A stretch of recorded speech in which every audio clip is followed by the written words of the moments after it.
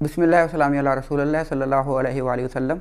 Chemistry 9th की जो है उसके बाद हमारा जो टॉपिक है आज का वो है केमिकल स्पीशीज़। एक तो स्पीशीज़ आपने पढ़ा होगा ना बायो के अंदर, ठीक है ना। ये तो केमिकल के जो स्पीशीज़ हैं वो 3 हैं हमारे पास, ठीक है। आइंस, ये है मॉलिक्यूलर आइंस, और उसके बाद हमने पढ़ना है फ्री रेडिकल। अब आइन आप 6-7 से पढ़ते आ रहे हैं कि कोई भी हमारे पास अगर एटम है या ग्रुप ऑफ एटम है जिस पर कोई ना कोई क्या हो, चार्ज हो, तो उसे हम क्या कहेंगे, आइन कहेंगे। यानी कि एटम हो या फिर हम कह लें कि ग्रुप ऑफ एटम्स।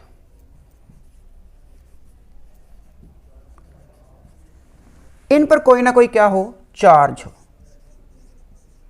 अब चार्ज दो तरह का हो सकता है, या तो हो सकता है पॉजिटिव और या क्या हो सकता है, नेगेटिव। तो उस चीज को हम क्या कहेंगे, आइंस। यानी कि एटम हो, ग्रुप ऑफ एटम हो दैट हैव सम चार्ज, उसे हम क्या कहेंगे, आइन। और चार्ज हो सकता है या तो पॉजिटिव और या फिर क्या हो सकता है, नेगेटिव। जो पॉजिटिव चार्ज है इसका नाम जो है ना वो एक है कैटाइन, और नेगेटिव चार्ज को हम कहते हैं एनाइन, आ नेगेटिव आइन। याद रखने के लिए अगर पता ना चले एनाइन पॉजिटिव है कि कैटाइन पॉजिटिव है, तो उसके लिए एक ट्रिक याद रखें। ट्रिक क्या है कि ये जो कैटाइन है इसके अंदर ना टी आता है, और टी का सिंबल ना थोड़ा थोड़ा पॉजिटिव से मिलता जुलता है, ठीक है। तो कैटाइन जो होगा ना, टी आ रहा है तो ये पॉजिटिव आइन होगा। अच्छा, अब बात आ जाती है कि पॉजिटिव आइन कैसे बनेगा और नेगेटिव आइन कैसे बनेगा। पॉजिटिव आइन उस वक्त बनेगा जब कोई एटम क्या करेगा, लॉस इलेक्ट्रॉन, इलेक्ट्रॉन लॉस कर देगा। जैसे ये सोडियम है, ये एटम है सोडियम का, ये क्या करे, एक इलेक्ट्रॉन क्या करे, लॉस कर दे। ये इलेक्ट्रॉन की को जो है ना वो हम कहेंगे सिंबल जाहिर करेगा, और इसके ऊपर जितने इलेक्ट्रॉन लॉस करेगा उतने उसके ऊपर चार्ज होगा। यानी सोडियम है, इसने एक इलेक्ट्रॉन लॉस किया तो हम कहेंगे 1 पॉजिटिव चार्ज। इस तरह कैल्शियम है, तो कैल्शियम 2 इलेक्ट्रॉन लॉस करेगी और इसके ऊपर क्या चार्ज आ जाएगा, 2 पॉजिटिव। अच्छा, अब क्या कोई ये क्राइटेरिया है कि कौन कितने एटम कितने इलेक्ट्रॉन लॉस करेगा। तो नॉर्मल एलिमेंट्स के लिए, मैं ट्रांजिशन की बात अभी नहीं करेंगे और ना आपकी बुक जो है ना 9th-10th में है। नॉर्मल एलिमेंट्स कौन कौन से होते हैं, ग्रुप है 1, 2, 13 से 18 जो पीरियोडिक टेबल के अंदर होगा, ठीक है। तो ग्रुप 1, 2 और 13 जो है इनके पास लास्ट शेल में होगा 1 इलेक्ट्रॉन, जिसमें वेलेंस इलेक्ट्रॉन कहते हैं, 2 इलेक्ट्रॉन और 3 इलेक्ट्रॉन। ये अपना ऑक्टेट कंप्लीट करने के लिए क्या करेंगे, अपने इलेक्ट्रॉन क्या करेंगे, लॉस करेंगे। कौन कौन से, ग्रुप 1 का आप पीरियोडिक टेबल देख लीजिएगा, उसके अंदर ग्रुप 1 के देखें तमाम एलिमेंट, फिर ग्रुप 2 के एलिमेंट देखें, ठीक है, और फिर ग्रुप नंबर 13 के एलिमेंट देखें। तो ये जो एलिमेंट होंगे ये अपना ऑक्टेट कंप्लीट करने के लिए इलेक्ट्रॉन क्या करेंगे, लॉस करेंगे। तो ग्रुप 1 वाले 1 इलेक्ट्रॉन लॉस करेंगे, 2 वाले 2 और 13 वाले 3 इलेक्ट्रॉन लॉस करेंगे। और जाहिर है जितने इलेक्ट्रॉन लॉस करेंगे उतने इस पर क्या आएगा, पॉजिटिव चार्ज आएगा। मिसाल के तौर पे ये सोडियम का तल्लक ग्रुप 1 से है, कैल्शियम का ग्रुप नंबर जो तल्लक है ग्रुप नंबर 2 से है। एल्यूमिनियम हम देख लेते हैं। अब एल्यूमिनियम ये ग्रुप नंबर 13 से है, ये 3 इलेक्ट्रॉन लॉस करेगी और इसके ऊपर जो चार्ज आएगा वो आएगा 3 पॉजिटिव। तो जितने इलेक्ट्रॉन लॉस करेंगे उतने इसके ऊपर क्या आएगा, चार्ज आएगा। अब बात आ जाती है एनाइन की। एनाइन क्या है, नेगेटिव आइन। तो नेगेटिव आइन कैसे बनेंगे, बाय गेन ऑफ इलेक्ट्रॉन।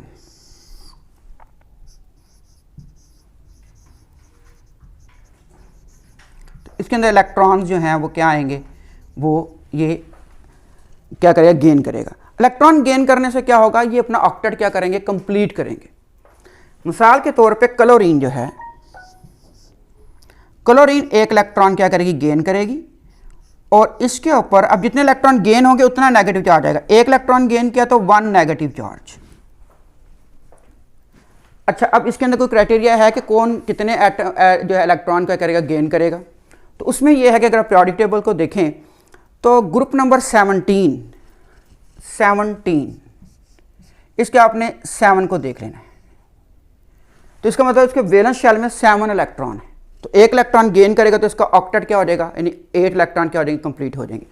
तो क्लोरीन, जैसे हम वो मजाक भी करते हैं, फारूक कॉलोनी बारात आई, फ्लोरीन, क्लोरीन, ब्रोमीन, आयोडीन, ठीक है। तो फारूक कॉलोनी बारात आई, फ्लोरीन, क्लोरीन, ब्रोमीन, आयोडीन, इनका तलक ग्रुप नंबर 17 से। इनके लास्ट शेल में 7 इलेक्ट्रॉन है, तो 1 इलेक्ट्रॉन ये क्या करेगी, गेन करेगी। ठीक है, तो इस तरह इसका ऑक्टेट कंप्लीट हो जाएगा। यानी कि इसके पीछे कोई जो है ना साइंस है कि ये कितने इलेक्ट्रॉन गेन करेगी। तो गेन करने के लिए ये होना चाहिए कि वो अपना ऑक्टेट क्या करे, कंप्लीट करे। इसी तरह से ऑक्सीजन जो है इसका है ग्रुप नंबर 16, तो इसका मतलब है कि इसके लास्ट शेल में 6 इलेक्ट्रॉन है। तो आप बताएं कितने इलेक्ट्रॉन गेन करे कि 8 हो जाएं। इसके पास अभी 6 हैं, तो 2 इलेक्ट्रॉन गेन करेगी, 6 + 2 क्या हो जाएंगे, 8। इसका मतलब ऑक्सीजन जो है वो क्या करेगी, वो 2 इलेक्ट्रॉन क्या करेगी, गेन करेगी, और इसके ऊपर 2 नेगेटिव चार्ज आएगा। तो जितने इलेक्ट्रॉन गेन होते रहेंगे उतने ही नेगेटिव चार्ज आता रहेगा। तो ये होगा ऑक्साइड और ये कहलाएगा क्लोराइड। तो ये हमारे पास था आइंस। तो आइंस क्या है जी, एटम है या group of atom that have some charge, they may be positive और नेगेटिव। जो पॉजिटिव वाले होंगे उन्हें हम क्या कहते हैं, कैटाइन। नेगेटिव वाले को क्या कहेंगे, एनाइन। तो कैटाइन कैसे बनते हैं, बाय लॉस ऑफ इलेक्ट्रॉन, और एनाइन कैसे बनते हैं, बाय गेन ऑफ इलेक्ट्रॉन। आगे आपने एग्जांपल दे देंगे, ठीक हो गया। अब आ जाते हैं मॉलिक्यूलर आयन की तरफ। तो इसमें और इसमें फिर क्या फ़र्क है, कोई फ़र्क तो होगा जो इसको अलहदा किया। इसको अलहदा करने का मकसद ये है कि यहां पे बात हो रही है मॉलिक्यूल की।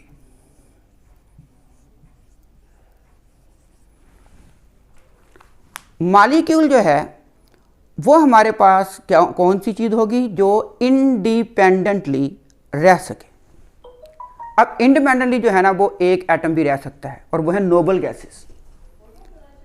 ठीक है, क्योंकि उनका ऑक्टेट और ड्यूप्लेट क्या है, कंप्लीट है। बाकी जितने भी एलिमेंट हैं वो अपना ऑक्टेट ड्यूप्लेट कंप्लीट करने के लिए एक दूसरे से क्या करते हैं, रिएक्ट करते हैं। तो मॉलिक्यूल एक और चुगली भी खा रहा है कि ये सारे के सारे होंगे कोवलेंट मॉलिक्यूल, यानी आपको पता है कोवलेंट बॉन्ड वाले होंगे सारे। ठीक है, अब यहां पे क्या है कि मॉलिक्यूल जो है वो क्या करे, अब उसने पहले कोवलेंट बॉन्ड बना के जो है ना मॉलिक्यूल बना हुआ है। अब वो मॉलिक्यूल क्या करे, वो इलेक्ट्रॉन क्या करे, लॉस करे, और मॉलिक्यूल इलेक्ट्रॉन क्या करे, गेन करे। तो अगर वो लॉस करता है, जाहिर है कि बात तो वही है कि अगर कोई लॉस करता है तो वो कौन सा चार्ज बनेगा, वो है पॉजिटिव। तो ये क्या बनेंगे, कैटाइन। ये क्या होंगे, मॉलिक्यूलर कैटाइन। और अगर इलेक्ट्रॉन गेन करते हैं तो कौन सा चार्ज आएगा, नेगेटिव चार्ज आएगा, और ये कहलाएगा मॉलिक्यूलर एनाइन। तो इन दोनों क्या फर्क है, ये एटम या ग्रुप ऑफ एटम्स होगा, ये क्या है, पहले मॉलिक्यूल बना हुआ हो। मॉलिक्यूल वो है जो इंडिपेंडेंटली रह सके, ठीक है, उसमें कोवलेंट बॉन्ड हो। और अब क्या है कि वो मॉलिक्यूल जो है ना वो क्या करे, इलेक्ट्रॉन लॉस करे, तो उसके पास जो चार्ज आ जाएगा पॉजिटिव चार्ज, और इसे हम क्या कहेंगे, मॉलिक्यूलर कैटाइन। और अगर कोई मॉलिक्यूल इलेक्ट्रॉन गेन करता है तो उसके ऊपर नेगेटिव चार्ज आ जाएगा, और वो कहलाएगा मॉलिक्यूलर एनाइन। अब ये पॉजिटिव आयन है ना, ये हमारे पास क्या है, are greater than negative ion, यानी नेगेटिव आयन जो है ना मॉलिक्यूल नेगेटिव वो रेयर है। अच्छा, अब इनकी फॉर्मेशन कैसे होगी। फॉर्मेशन के लिए हमारी बुक के अंदर पेज नंबर 29 पे आपको मिलेगी। पेज नंबर 29 जो है ना, ये है हमारे पास क्या है, कैनाल रेज, जो चैप्टर नंबर 2 है। इसके अंदर एक शॉर्ट क्वेश्चन भी, how canal rays are produced, कि कैनाल रेज कैसे बनती है। तो कैनाल रेज असल में क्या है, वो जो गैस है ना इसके अंदर दाखिल करते हैं, उसके क्या हैं, ये मॉलिक्यूल्स हैं, मॉलिक्यूलर आयंस हैं। अच्छा, अब हम देख लेते हैं क्या होता है। तो इनकी फॉर्मेशन के लिए हमारे पास क्या होगा कि ये हमारे पास एक डिस्चार्ज ट्यूब होगी। इस डिस्चार्ज ट्यूब में हम क्या करेंगे कि एक तरफ कैथोड लगा देंगे जो कि परफोरेटेड होगा, इन सुराखों वाला। इधर हमारे पास क्या होगा, एनोड होगा। इसके हम क्या करेंगे, बैटरी के साथ, हाई वोल्टेज बैटरी के साथ जोड़ देंगे। ये नेगेटिव टर्मिनल कर लें, ये पॉजिटिव टर्मिनल कर लेते हैं। तो नेगेटिव वाला क्या कहलाएगा, ये कैथोड, और पॉजिटिव वाला क्या कहलाएगा, एनोड। जिसको बैटरी के पॉजिटिव टर्मिनल से मिलाएंगे वो एनोड, और जिसको बैटरी के नेगेटिव टर्मिनल से मिलाएंगे वो कहलाएगा कैथोड। अब हम क्या करते हैं, इसके अंदर वैक्यूम पंप लगा के ना, तो इसके अंदर से हवा निकाल देंगे और प्रेशर इंतहाई कम कर देंगे। इसके बाद हम इसके अंदर एयर दाखिल करेंगे, अपनी पसंद की गैस। मिसाल के तौर पर हम इसके अंदर नाइट्रोजन गैस जो है ना वो क्या करते हैं, वो दाखिल कर देते हैं। तो जब हम इसको टर्मिनल से मिलाएंगे तो अब क्या होगा कि इस नाइट्रोजन के मॉलिक्यूल के साथ, क्योंकि नाइट्रोजन जो है ना ये क्या है, ये मॉलिक्यूल है, इसके ऊपर यहाँ से जो है ना कैथोड रेज निकलेंगी जो कैथोड की तरफ से आएंगी और इसके ऊपर स्ट्राइक करेंगी मॉलिक्यूल के ऊपर। तो जब इसके ऊपर स्ट्राइक करेंगी तो इसमें से इलेक्ट्रॉन क्या हो जाएगा, वो बाहर निकल जाएगा। तो इसके ऊपर चार्ज आ जाएगा N2 पॉजिटिव। और अब क्योंकि पॉजिटिव चार्ज आ गया है तो आपको पता है कि पॉजिटिव चार्ज क्या कहलाता है, कैटाइन। अब ये बन गया कैटाइन। अब कैटाइन किस तरफ मूव करेगा, नेगेटिव की तरफ मूव करेगा। कैथोड के ऊपर कौन सा चार्ज है, नेगेटिव चार्ज है, इसीलिए इसका नाम कैटाइन है, बिकॉज इट मूव टूवर्ड किसकी तरफ बोला, कैथोड की तरफ। तो एनाइन आप मूव किस तरफ मूव करेगा, वो एनोड की तरफ मूव करेगा। ठीक है, तो ये नेम रीजनिंग भी आ गई। ये कैटाइन आप क्या करेगा, इधर मूव करेगा और यहां पे आ जाएगा और इसके ऊपर कौन सा चार्ज होगा, पॉजिटिव चार्ज होगा। तो शर्त क्या थी कि मॉलिक्यूल जो है, यानी कि हम इसके अंदर फिर दोबारा देख लें कि एक डिस्चार्ज ट्यूब होगी, उसके अंदर हम मॉलिक्यूलर गैस जो है वो इंट्रोड्यूस करवाएंगे। उसके बाद कैथोड जब इसको बैटरी टर्मिनल्स में लाएंगे तो कैथोड से इलेक्ट्रॉन जो है ना वो क्या करेंगे, वो इसके ऊपर बमबारी करेंगे, कंसाइड करेंगे। ठीक है, जैसे आप अगर बिलियर्ड खेलते हो देखें ना, तो स्टैगर जो है ना उसको मारते हैं ना ऐसे करके, तो वो पॉट होती है बॉल, उस तरह से इलेक्ट्रॉन पॉट हो जाएगा, एक तरफ निकल जाएगा और जो बाकी रह जाएगा उसमें इलेक्ट्रॉन कम हो जाएंगे। इलेक्ट्रॉन कम हो जाएंगे तो कौन सा चार्ज आ जाएगा, पॉजिटिव चार्ज आ जाएगा। तो ये जो हमारे पास होंगे मॉलिक्यूलर आयन। ठीक है, तो नाइट्रोजन जो है ये बना देगी हमारे पास नाइट्रोजन मॉलिक्यूलर आयन। इस तरह CH4 मीथेन गैस है, तो मीथेन गैस जो है ना, जब इसके मॉलिक्यूल जो है ना वो हम इसमें इंट्रोड्यूस करवाएंगे तो उसी तरह इलेक्ट्रॉन बम्बार्डमेंट होगी और इस तरह CH4 क्या हो जाएगा, ये पॉजिटिव हो जाएगा। इस तरह हीलियम जो है, हीलियम क्या है, एक एटम पर मुश्तमिल मॉलिक्यूल है, क्योंकि ये इंडिपेंडेंटली रह सकते हैं, इसे कहते हैं मोनो एटॉमिक मॉलिक्यूल। तो इसके साथ जब कैथोड रेज से इलेक्ट्रॉन को कंसाइड करेंगे इसमें इलेक्ट्रॉन निकल जाएगा और इसके ऊपर आ जाएगा हीलियम पॉजिटिव चार्ज। तो ये इसकी फॉर्मेशन आ जाएगी कि मॉलिक्यूलर आयन कैसे बनते हैं। तो मॉलिक्यूलर आयन अगर हम पूछें MCQ आ जाए कि किसमें बनते हैं, डिस्चार्ज ट्यूब में बनेंगे। ठीक है, कैसे बनते हैं, जब इनके ऊपर इलेक्ट्रॉन क्या करेंगे, कोलाइड करेंगे तो इसमें से एक इलेक्ट्रॉन क्या हो जाएगा, वो निकल जाएगा। तो इस तरह इसके ऊपर कौन सा चार्ज आ जाएगा, पॉजिटिव चार्ज है, क्योंकि इलेक्ट्रॉन लॉस हो गया। अब हम बात कर लेते हैं फ्री रेडिकल की। फ्री रेडिकल के अंदर हमारे पास क्या आता है कि ऐसे हमारे पास जिनके ऊपर कोई चार्ज नहीं है लेकिन उनके पास क्या है, ऑड नंबर ऑफ क्या है, इलेक्ट्रॉन है।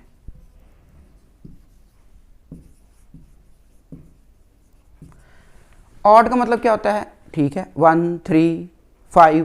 ठीक है, अब ये जो इलेक्ट्रॉन्स होंगे ये क्या होंगे, अनपेयर्ड होंगे।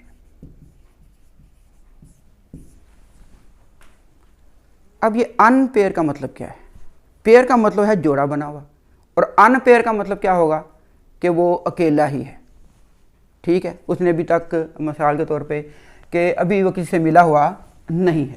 मिसाल के तौर पे अगर हम यहाँ देखें, ये है नाइट्रोजन। अब नाइट्रोजन जो है ना इसके पास क्या है जी, 1 2 3 4 5, कितने इलेक्ट्रॉन है जी इसके लास्ट शेल में, 5। अब 5 क्या हो गया जी, ऑड हो गया। इसका मतलब है कि नाइट्रोजन जो है ये हमारे पास क्या होगा जी, ये फ्री रेडिकल होगा, सिर्फ नाइट्रोजन का एटम। अब देखिए इसके अंदर क्या है जी, ये जो आपको 2 इलेक्ट्रॉन इकट्ठे नजर आ रहे हैं ये तो पेयर होगा, इसे हम कहते हैं लोन पेयर, लोन पेयर। और ये देखें ये अकेले अकेले हैं, तो ये क्या होंगे, अनपेयर। 3 अनपेयर इलेक्ट्रॉन इसके पास मौजूद है। टोटल उसके पास जो वेलेंस इलेक्ट्रॉन है वो कितने हैं, वो 5 हैं। ठीक है, तो इसके लिए हम कहेंगे ये ऑड नंबर ऑफ इलेक्ट्रॉन, तो ये क्या होगा, ये फ्री रेडिकल होगा। फ्री रेडिकल को जाहिर करने के लिए आप देखें, पॉजिटिव आयन के लिए हम ऊपर पॉजिटिव का साइन लगाते हैं, नेगेटिव आयन के लिए ऊपर नेगेटिव का साइन लगाते हैं। तो इसके लिए हम क्या करेंगे, नाइट्रोजन लिख के इसके ऊपर क्या करेंगे, ये डॉट का निशान लगा दें। इसी तरह हमारे पास है हाइड्रोजन। हाइड्रोजन के पास सिर्फ क्या है, 1 इलेक्ट्रॉन है, तो इसके पास ऊपर एक ही निशान लगा देंगे, ये वाला। अगर हम देखें किसको भला, एक ग्रुप है, यानी कि ग्रुप ऑफ एटम्स अगर हो तो क्या उसका भी रेडिकल हो सकता है, तो बिल्कुल हो सकता है। ग्रुप ऑफ एटम में हमारे पास एग्जांपल आ जाती है मिथाइल की, CH3। अब हम ये देखते हैं इसका स्ट्रक्चर बना के, क्या इसके पास अनपेयर इलेक्ट्रॉन है कि नहीं। अब देखते हैं, कार्बन की वैलेंसी है 4, तो 1 2 3 4, तो 4 इलेक्ट्रॉन हो गए। जितनी वैलेंसी होगी उतने उसके पास क्या होंगे, इलेक्ट्रॉन होंगे, जो कि आगे क्या बनाएंगे, बॉन्ड बनाएंगे। अब हाइड्रोजन के पास 1 इलेक्ट्रॉन है, तो इसको हम क्रॉस से जाहिर करेंगे, 1 हाइड्रोजन, तो ये क्या बन गई, ये क्रॉस इस इलेक्ट्रॉन का, इस हाइड्रोजन के इलेक्ट्रॉन को जाहिर कर रहा है। इसे हम डॉट एंड क्रॉस मॉडल भी कहते हैं। लीवर स्ट्रक्चर भी कहते हैं। तो अब ये जो है ना ये एक पेयर बन गया। अब इधर मैं हाइड्रोजन लगाता हूँ तो इधर ये भी एक पेयर बन गया इलेक्ट्रॉन का, जिसे डॉट एंड क्रॉस या बॉन्ड पेयर भी कह सकते हैं। अच्छा जी, यहाँ भी हाइड्रोजन आ गई। ये अब किसको CH3 का स्ट्रक्चर हो गया। अब आपको इसमें कोई इकल्ला इलेक्ट्रॉन नज़र आ रहा है, ये अकेला लोन तो हमें नज़र आ रहा है ये वाला इलेक्ट्रॉन। इसका मतलब ये हुआ कि इसके पास ना ऑड नंबर ऑफ इलेक्ट्रॉन है, या फिर अगर स्ट्रक्चर बना हुआ है तो हमें नज़र आ जाए अनपेयर इलेक्ट्रॉन।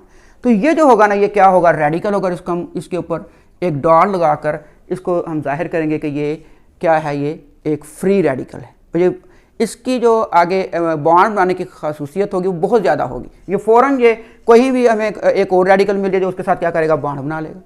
ठीक है, तो अगर हम वैसे भी इसके इलेक्ट्रॉन गिन के देखें तो 1 2 3 4 5 6 और ये 7 इलेक्ट्रॉन। इस तरह अगर हम क्लोरीन की एग्जांपल दें तो क्लोरीन जो है इसका एटॉमिक नंबर क्या है, 17 है, और इसके लास्ट शेल में 7 इलेक्ट्रॉन है। तो वो देख लेते हैं 1 2 3 4 5 6 और ये 7। क्या इसके पास आपको कोई अनपेयर इलेक्ट्रॉन नज़र आ रहा है? ये तो अनपेयर नहीं, ये तो लोन पेयर होगा। ये भी 2 इलेक्ट्रॉन है, ये भी हमारे पास लोन पेयर है, ये भी 2 इलेक्ट्रॉन, ये भी लोन पेयर है। तो ये इलेक्ट्रॉन अकेला नज़र आ रहा है। इसका मतलब है कि ये क्या है, ये फ्री रेडिकल है। तो इसको हम जाहिर करने के लिए अब 7 इलेक्ट्रॉन तो नहीं बनाएंगे। तो अब हम क्या करेंगे जी, इसको जाहिर करने के लिए, फ्री रेडिकल को रिप्रेजेंट करने के लिए हम क्या करेंगे जी, ये क्लोरीन है, इसको ऐसे करके इसके ऊपर डॉट का निशान लगा देंगे। तो जहाँ भी आपको केमिस्ट्री के अंदर कोई भी सिंबल जो है उसके ऊपर आपको डॉट का निशान नज़र आ रहा है तो समझ लीजिए क्या है, ये फ्री रेडिकल है। दूसरे नंबर पे इसके पास क्या होंगे, ऑड नंबर ऑफ इलेक्ट्रॉन होंगे, या फिर हम कह लेंगे ये क्या होगा, अनपेयर इलेक्ट्रॉन होगा। अच्छा, अब बात आ जाती है कि ये बनते कैसे हैं। अच्छा, ये ना हमारे पास एक हाइड्रोजन है। ठीक है, इस हाइड्रोजन को तोड़ने के लिए 2 तरह की डिवीजन हमारे पास होती है। एक हमारे पास कहलाती है होमोलाइटिक और एक हमारे पास कहलाती है हेट्रोलाइटिक। होमो का मतलब होता है सेम, हेट्रो का मतलब क्या होता है, डिफरेंट। होमोलाइटिक ब्रेकेज होगी। अगर होमोलाइटिक ब्रेकेज है तो इसका मतलब क्या है, होमोलाइटिक ब्रेकेज का मतलब यह है कि ये जो बॉन्ड बना हुआ है, जितने इलेक्ट्रॉन ने ईच एलिमेंट के हिस्सा लिया है वो अपने अपने इलेक्ट्रॉन क्या ले लें, वापस ले लें। जैसे कि कोई कारोबार करना 50-50% का शेयर करे, फिर वो कहेंगे आज हम अलग-अलग हो जाते हैं। तो अलग-अलग होंगे, अपना जितना किसी ने 50-50% अपना शेयर डाला था वो अपना शेयर लेके क्या हो जाए, अलग-अलग हो जाए। ठीक है, तो ये कहलाएगी होमोलाइटिक ब्रेकेज। तो अब इसने भी एक इलेक्ट्रॉन का हिस्सा डाला, इसने भी एक इलेक्ट्रॉन का हिस्सा डाला, तो ये अब इनकी ये जो ब्रेकेज होगी अपना अपना इलेक्ट्रॉन लेके क्या हो जाए, अलग-अलग हो जाए। तो ये कहलाएगी हमारे पास क्या भला, होमोलाइटिक ब्रेकेज। होमोलाइटिक ब्रेकेज से क्या हो गया कि ये अनपेयर हो गए इलेक्ट्रॉन। तो अनपेयर इलेक्ट्रॉन क्या होंगे, वो होंगे फ्री रेडिकल। तो होमोलाइटिक ब्रेकेज से जो हमारे पास एटम या ग्रुप ऑफ एटम्स आएंगे वो हमेशा क्या होंगे, वो फ्री रेडिकल्स बनाएंगे। अगर हमारे पास हेट्रोलाइटिक हो, हेट्रोलाइटिक में क्या होगा, अब देखिए ये हाइड्रोजन, ये डॉट एंड क्रॉस, ये हाइड्रोजन। हेट्रोलाइटिक में होगा कि अब उनकी जो जिसने इलेक्ट्रॉन डाले हुए थे, इसमें शेयर किए हुए थे, म्यूचुअल शेयरिंग की हुई थी, अब जब हेट्रोलाइटिक होगी तो इनमें से एक इलेक्ट्रॉन ले उड़े, यानी किसी ने 50-50% शेयर डाले कारोबार करने के लिए, और वो एक जो दूसरा पार्टनर था उसको निकाल दे, उसे पैसे ना दे, तो सारे का सारा कारोबार किसके पास चला गया, एक आदमी के पास चला गया, दूसरा बेचारे के पास कुछ भी ना बचा। तो इसी तरह यहाँ पे क्या होगा कि हेट्रोलाइटिक में होगा कि सारे इलेक्ट्रॉन एक हाइड्रोजन, एक जो है ना एटम ले जाएगा। अगर ये इलेक्ट्रॉन ले जाता है तो इसके बाद तो 2 तरह के इलेक्ट्रॉन हो गए, तो इसके ऊपर आ जाएगा नेगेटिव चार्ज। ठीक है, 2 हो गए। अब ये जो हाइड्रोजन होगी ये बेचारी, इसके बाद कोई चार्ज नहीं, ये प्रोटॉन ही होगा सिर्फ इसके पास, तो ये आ जाएगा पॉजिटिव चार्ज। तो हेट्रोलाइटिक जो है ना ब्रेकेज से क्या होगा, पॉजिटिव आयन और नेगेटिव आयन बनते हैं। ठीक है, ये आप अगली क्लास में पढ़ेंगे। हमारी क्लास में यहाँ पे सिर्फ उन्होंने किसका लिखा है, होमोलाइटिक ब्रेकेज का एक नाम लिखा हुआ है आपके फ्री रेडिकल के अंदर। तो होमोलाइटिक ब्रेकेज का मतलब क्या है कि इक्वल टाइप, जितने इलेक्ट्रॉनों ने बॉन्ड बनाने के लिए शेयरिंग की थे उतने उतने इलेक्ट्रॉन क्या हो जाए, अपने अपने वापस ले लें। ठीक है, तो ये जो हमारे पास होगी ना ब्रेकेज, ये कहलाएगी हमारे पास कौन सी, होमोलाइटिक ब्रेकेज, और इससे क्या बनेंगे, फ्री रेडिकल बनेंगे। जबकि हेट्रोलाइटिक ब्रेकेज से क्या बनते हैं, वो आयंस बनते हैं। अब आप इतना याद रख लें। ठीक है, तो ये था आज का लेक्चर, आप इसको बुक से लाजमी रीड करें।